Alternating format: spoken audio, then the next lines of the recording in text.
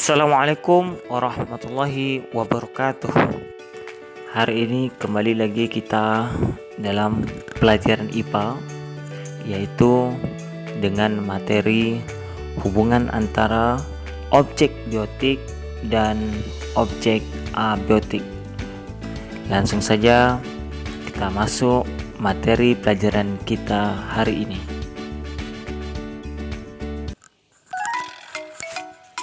Apakah ada hubungan antara objek biotik dan objek abiotik?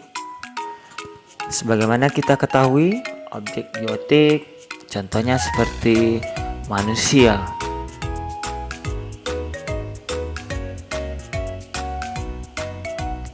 tumbuh-tumbuhan,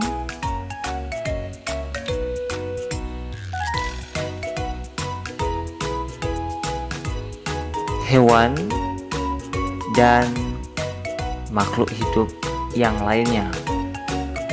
Sedangkan contoh objek abiotik seperti tanah,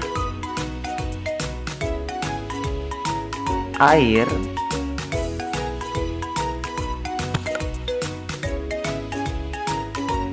udara atau oksigen, dan masih banyak contoh-contoh objek abiotik yang lainnya. Apakah manusia bisa hidup tanpa udara atau oksigen? Apakah tumbuhan dan hewan bisa hidup tanpa air? Jawabannya adalah tidak.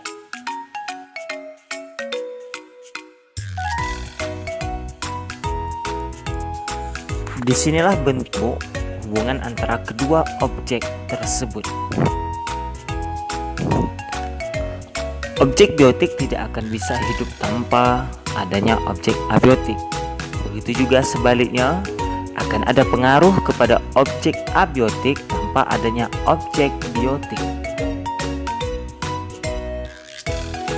Artinya, kedua objek tersebut antara biotik dan abiotik saling membutuhkan satu dengan yang lainnya. Bagaimanakah bentuk hubungan antara objek biotik dan objek abiotik? Jawabannya adalah ekosistem.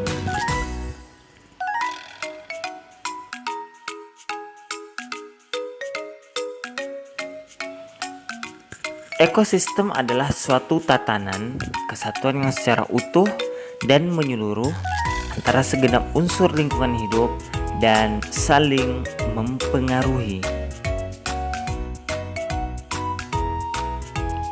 Maka disinilah kedua objek tersebut saling mempengaruhi satu dengan yang lainnya dalam bentuk interaksi antar makhluk hidup, objek biotik, dengan faktor fisik lingkungannya, objek abiotik.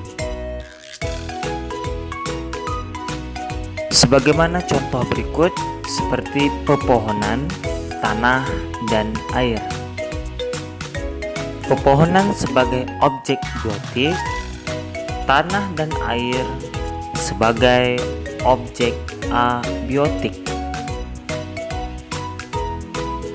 Maka semuanya saling mempengaruhi satu dengan yang lainnya. Pepohonan mempengaruhi tanah dan air, begitu juga sebaliknya.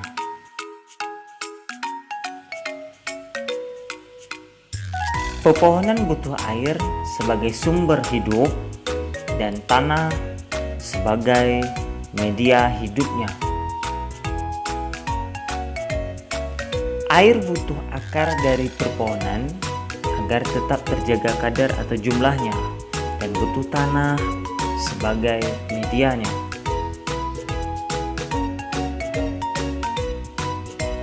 Begitu juga sebaliknya dengan tanah.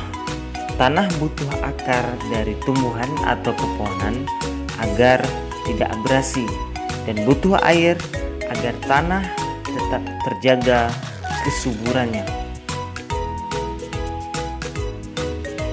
Itulah salah satu contoh dari hubungan timbal balik antara objek biotik dan objek abiotik. Jadi kedua objek tersebut saling membutuhkan satu dengan yang lainnya. Demikianlah materi kita pada hari ini, yaitu tentang hubungan antara objek biotik dan objek abiotik. Sampai jumpa lagi di pertemuan selanjutnya. Assalamualaikum warahmatullahi wabarakatuh.